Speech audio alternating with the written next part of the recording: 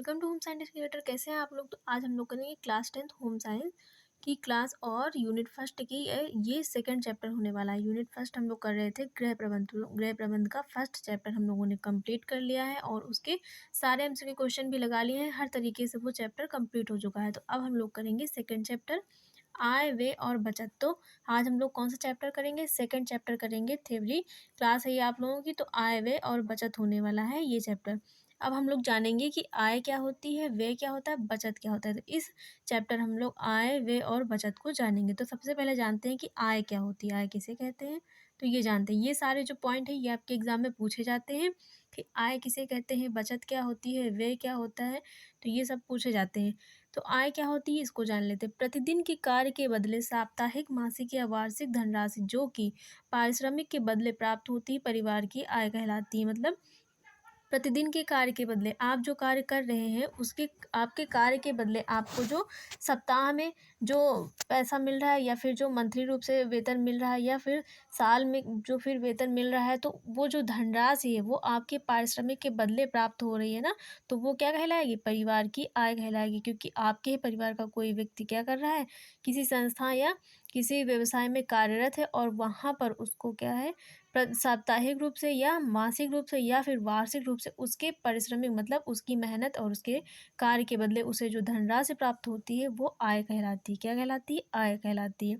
या फिर दूसरी तरीके से समझ सकते हैं कि किसी निश्चित समय के अंदर सेवा या संपत्ति के प्रयोग के बदले से प्राप्त धन को आय कहते हैं। मतलब किसी निश्चित समय के अंदर अगर आप किसी को अपनी सेवा या पारिश्रमिक प्रदान कर रहे हैं तो उसके बदले आपको क्या है, या फिर आपकी संपत्ति कोई प्रयोग कर रहा है, तो मान लीजिए एक महीना आपकी संपत्ति आपका एक रूम है, उसमें एक महीना कोई रह के गया तो उसका प्रयोग उसने कितने समय तक किया, एक महीने तक किया। और एक महीने तक प्रयोग करने के बाद आपको उस एक महीने का उसने क्या दे दिया, आपके रूम का किराया दे दिया और वो वहाँ से चला गया। तो आपके सेवा के अंदर आपके समय के अंदर सेवा या संपत्ति का प्रयोग उसने किया और बदले में आपको क्या दिया, धन दिया। तो वो धन क्या कहलाता है, आय कहलाता है। तो अब समझ में आ गया ना। अब हम लोग जानते हैं कि आय के भेद क्या हैं। तो आय के भेद दो होते हैं, प्रत्यक्ष आय और अप्रत्यक्ष आय। आय के भेद कितने हैं, दो हैं, प्रत्यक्ष आय और अप्रत्यक्ष आय। तो प्रत्यक्ष आय कौन सी होती है, वह आय जो हमें हमारे कार्य के बदले धन या मुद्रा के रूप में प्रत्यक्ष रूप से प्राप्त होती है, वो क्या कहलाती है, प्रत्यक्ष आय कहलाती है। मतलब ऐसी आय जो हमें हमारे कार्य के बदले धन या मुद्रा के रूप में, धन या पैसे के रूप में हमें प्रत्यक्ष रूप से मिलेगी, हमें दिखाई देगी, वो क्या हो कहलाती है, प्रत्यक्ष आय कहलाती है। तो अप्रत्यक्ष आय का मतलब होता है वह आय जो हमें प्रत्यक्ष रूप से प्राप्त नहीं होती वरन मिलने वाली सुविधाओं से प्राप्त होती, अप्रत्यक्ष आय कहलाती है।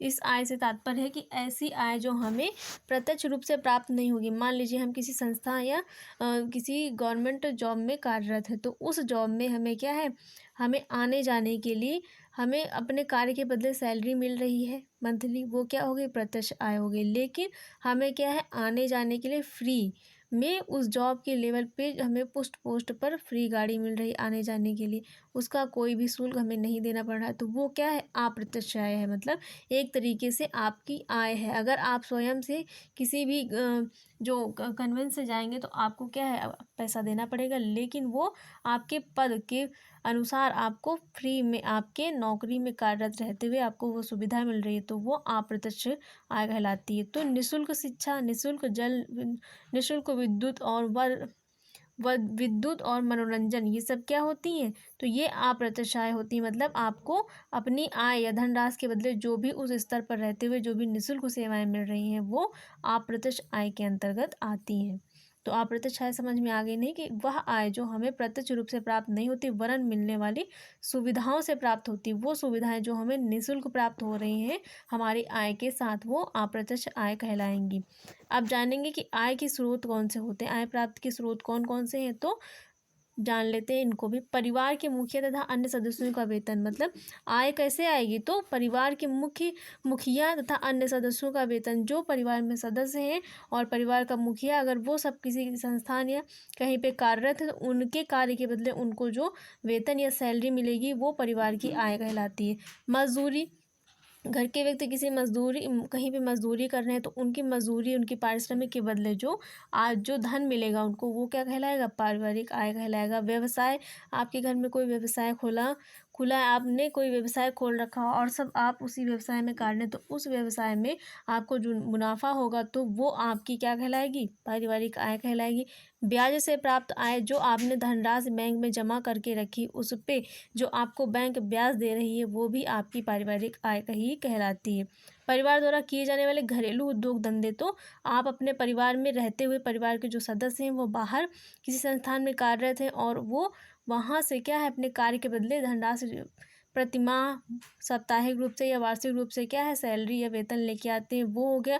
दूसरा, परिवार में जो महिलाएं हैं, जो भी व्यक्ति हैं, वो क्या है घरेलू उद्योग धंधे, घर में ही कोई छोटे मोटे जो उद्योग धंधे हैं वो खोल रखे हैं। तो जैसे मान लें महिलाएं घर में सिलाई कर रही हैं, तो उनके बदले जो पैसा आएगा वो क्या कहलाएगी?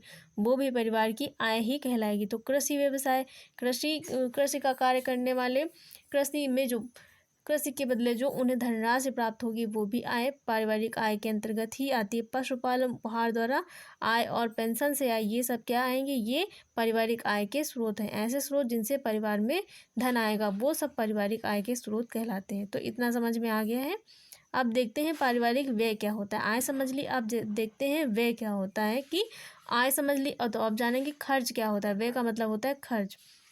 तो गृह अर्थव्यवस्था के दो तत्व हैं। कितने तत्व हैं? दो। आय हमने समझ लिया और दूसरा होता है व्यय। गृह अर्थव्यवस्था कितने तत्व हैं? दो तत्व हैं। पहला होता है आय, दूसरा होता है व्यय। तो आय तो समझ लिया, अब समझते हैं व्यय क्या होता है। किसी निश्चित अवधि में संबंधित परिवार द्वारा अर्जित आय के उस अंश को पारिवारिक व्यय माना जाता है जो परिवार की विभिन्न आवश्यकताओं की पूर्ति के लिए व्यय हुआ। मतलब किसी निश्चित अवधि में संबंधित परिवार द्वारा अर्जित आय, जो आय अर्जित हुई है, उसके अंश को पारिवारिक व्यय माना जाता है। उसके अंश का वह भाग जो परिवार की आवश्यकताओं के लिए खर्च किया जाता है वो क्या कहलाएगा? पारिवारिक व्यय कहलाता है। मतलब किसी निश्चित अवधि में संबंधित परिवार द्वारा अर्जित आय का वह भाग या वह अंश जो परिवार के सदस्यों की आवश्यकताओं को पूरा करने के लिए खर्च किया जा रहा है वो क्या कहलाता है? वो पारिवारिक व्यय कहलाता है। समझ में आएगा ना कि पारिवारिक व्यय क्या होता है। तो अब समझते हैं कि परिवार व्यय के प्रकार कौन कौन से हैं। तो पारिवारिक व्यय के प्रकार समझ लेते हैं कौन कौन से होते हैं। पारिवारिक व्यय के 3 प्रकार होते हैं। पहला है निश्चित व्यय, दूसरा है अर्धनिश्चित व्यय, तीसरा है आकस्मिक व्यय। कौन कौन से हैं? निश्चित व्यय, अर्धनिश्चित व्यय और आकस्मिक व्यय। निश्चित व्यय कौन सा होता है? ये व्यय पूर्ण रूप से निश्चित होते हैं। ऐसे व्यय जो पूर्ण रूप से निश्चित होते हैं। हर माह हमें किसी भी हालत में उन मदों पे खर्च करना ही पड़ेगा। जैसे कि किसी मकान में रह रहे हैं तो किसी मकान का किराया प्रति माह हमें देना पड़ता है, उसमें हम कोई भी कटौती नहीं कर सकते हैं।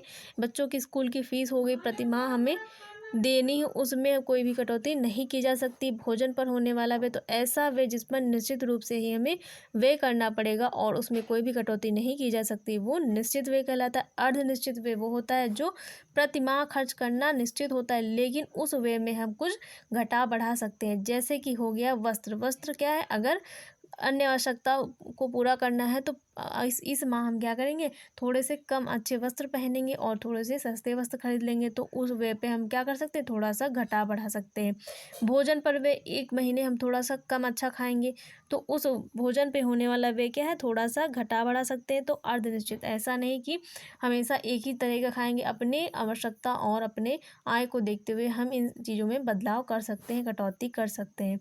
तो वो अर्धनिश्चित व्यय कहलाता है जिसमें कटौती की जा सकती है। आकस्मिक व्यय होता है, इस व्यय का पूर्ण ज्ञान, आकस्मिक व्यय वह हुआ होता है जिसका कोई भी पूर्ण ज्ञान नहीं होता। आकस्मिक रूप से आने वाले खर्चे आकस्मिक व्यय कहलाते हैं। जैसे कि कोई आकस्मिक रूप से बीमार हो जाए, किसी के घर आकस्मिक रूप से कोई दुर्घटना हो जाए तो वहाँ पे जाना पड़े, तो वो आकस्मिक व्यय कहलाता है। मतलब आकस्मिक रूप से होने वाला व्यय जिसका पूर्ण ज्ञान ना हो, अचानक से वो घटना घटित हो जाए और वहाँ पे हमें व्यय करना पड़े, वो आकस्मिक व्यय कहलाता है। तो अब समझ लेते हैं व्यय को प्रभावित करने वाले कारक कौन कौन से होते हैं। तो व्यय को प्रभावित करने वाले कुछ कारक हैं, इनको भी समझ लेते हैं। पहला है परिवार का ढांचा।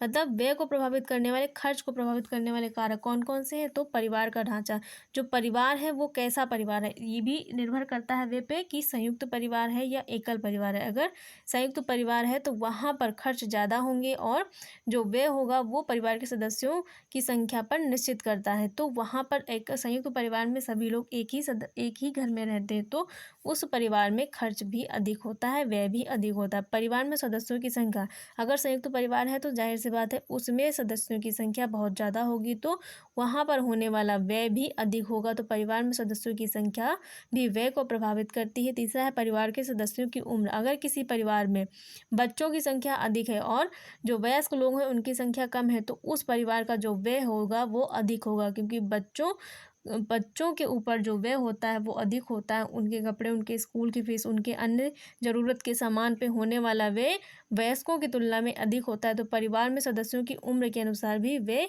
प्रभावित होता है। परिवार का स्तर कैसा है, परिवार जो है वो हाई स्टैंडर्ड का है, लो स्टैंडर्ड का है, कहाँ किस स्तर का, उसके अनुसार भी परिवार का व्यय जो प्रभावित होगा। अगर वो उच्च धनी वर्ग के व्यक्ति हैं तो क्या करेंगे, वो अपने हर चीज़ों पर खर्च जो ज़्यादा करते हैं और अपने स्तर के अनुसार करते हैं। लेकिन अगर वो निम्न वर्ग के लोग हैं तो वो अपने स्तर के अनुसार जो है खर्च करते हैं। तो परिवार का स्तर भी व्यय को प्रभावित करता है। समझते हैं परिवार में धन कमाने वालों का पेशा, जो परिवार है वहाँ पर जो आय आ रही है वो किस माध्यम से आ रही है, वो किस माध्यम से अपने घर में आय की पूर्ति कर रहे हैं, तो उनके धन कमाने का पेशा भी व्यय को प्रभावित करता है।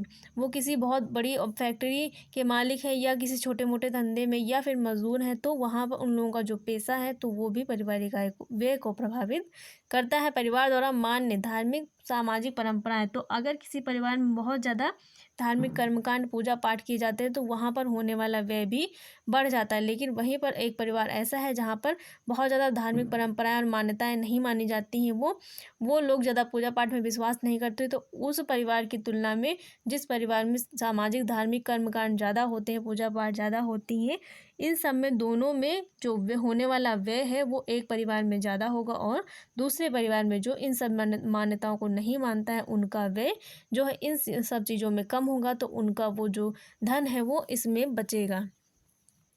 परिवार कैसे स्थान पर रह रहा है ये भी जो है व्यय को प्रभावित करता है। अगर परिवार किसी शहरी स्तर में रह रहा है, शहर वाले क्षेत्र में रह रहा है, तो वहाँ पर उन्हें अपने रहने के साथ साथ हर चीज़ का जो है व्यय करना पड़ता है। मकान का किराया, बिजली का, पानी का और बहुत सारी चीज़ों का जो है उन्हें वहाँ पर व्यय करना पड़ता है। तो परिवार कैसे स्थान पर रह रहा है ये भी व्यय को प्रभावित करता है। वहीं अगर वो किसी ग्रामीण क्षेत्र में रह रहे हैं, अपने खुद के मकान में रह रहे हैं, तो इन सब चीज़ों की बचत होगी और ग्रामीण क्षेत्रों में उन्हें जैसे कि पानी हो गया और ये सारी चीज़ें जो है, सब्जियां खेत में ही अपने उगा के खाएंगे, तो बहुत सारी चीज़ों पे व्यय जो है वो बचेगा। तो परिवार कैसे स्थान पर रह रहा है ये भी व्यय को प्रभावित करता है। गृहिणी की दक्षता, अगर गृहिणी कुशल व बुद्धिमत्तापूर्ण, वाक्चातुर, विवेकशील है तो वो अपने परिवार में होने वाले व्यय को भी प्रभावित होने से बचाती है। वो सोच समझ और बुद्धि का प्रयोग करके होने वाले व्यय को बुद्धिमत्तापूर्ण सही ढंग से खर्च करती और उस परिवार की जो आय है अपने परिवार के सदस्यों की आवश्यकताओं की पूर्ति करके गृहिणी उसमें से कुछ धन भी बचा सकती है। तो परिवार में गृहिणी की दक्षता भी व्यय को प्रभावित करती है। तो ये सारे कारक हैं जो व्यय को प्रभावित करते हैं। इतना ही हम लोग आज करेंगे और इसके बाद का जो टॉपिक बच गया है वो हम लोग कल करेंगे। तो वे हम लोगों ने पूरा कंप्लीट कर लिया। कल हम लोग करेंगे बचत। तो कल जानेंगे बचत क्या होता है, बचत विनियोग के साधन कौन कौन से, उसको हम लोग कल वाली क्लास में समझेंगे। तो इतना गाइस आप लोगों को समझ में आ गया होगा।